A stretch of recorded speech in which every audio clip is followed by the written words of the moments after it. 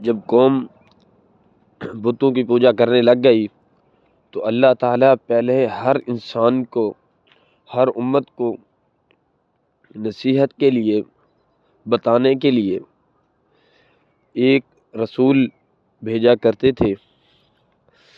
نحمدہ و نصلی علی رسولہ الکریم، اما بعد فاعوذ باللہ من الشیطان الرجیم، بسم اللہ الرحمن الرحیم۔ سامعین اکرام، جب حضرت نوح علیہ السلام کی قوم تصویر کے بعد مجوس میں، اس کے بعد بتوں کی پوجا کرنے لگ گئی تو بادشاہ جو ہوتا ہے دنیاوی بھی، وہ ہر انسان سے بات نہیں کر سکتا۔ جو اللہ تعالیٰ ہے اس کو نہ کوئی دیکھ سکا ہے ابھی تک، نہ دیکھے گا، ہمارا یقین ہے، نہ کوئی دیکھے گا۔ پھر اللہ تعالیٰ نے اسی قوم میں سے ایک آدمی کی طرف وحی کی، انسان تھا، بشر تھا۔ اگر اللہ تعالیٰ فرشتے کو اس قوم کی طرف بھیجتے، نہ فرشتے کو موت آتی ہے، وہ نہ کھاتا ہے نہ پیتا ہے، عوام اس پر اعتماد نہ کرتی کہ آپ میں اور ہم میں بہت سارا فرق ہے، اس کی نصیحت کو نہ مانتی۔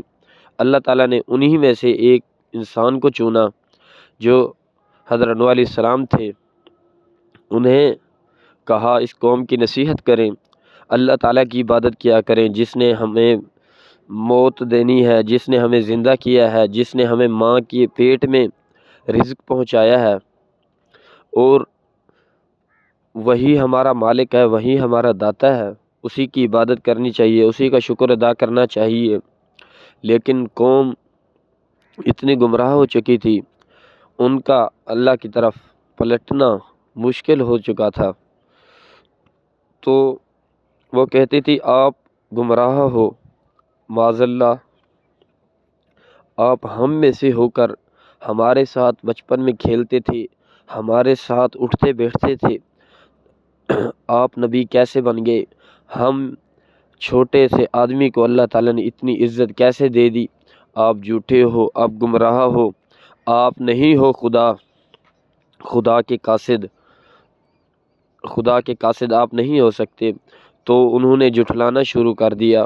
پھر وہ کہتے تھے میں آپ سے جو یہ باتیں آپ کرتے ہو، میں اللہ کے عذاب سے ڈرتا ہوں، آپ اس طرح باتیں نہ کریں، اللہ کا بہت بڑا عذاب آ سکتا ہے۔